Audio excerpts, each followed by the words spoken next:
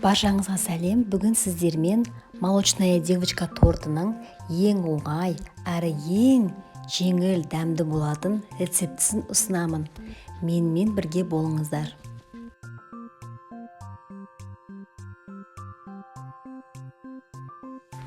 Бізге сгущенка, ұн, жұмыртқа және де қопсытқыш керек.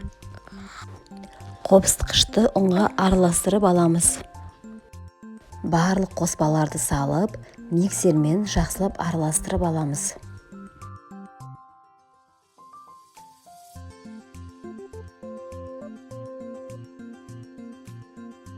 Диаметрі 22 см болатын форманы пергамент бумагасына қойып, дөңгелек сызып шығамыз.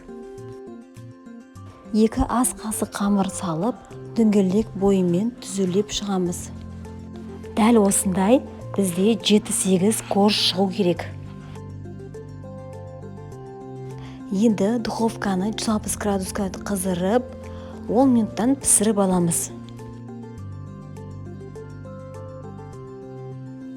Ал енді креміне кірісеміз. Ол үшін 33%-дан жоғары сливкеге сахарный пудра қосып араластырып, миксермен жақсылап, крем болғанша араластырамыз.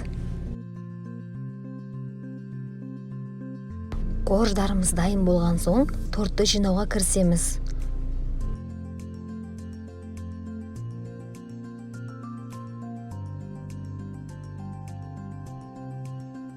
Әр корждың үстіне 2 ас қасық крем жағып, видеодағыдай жинаймыз.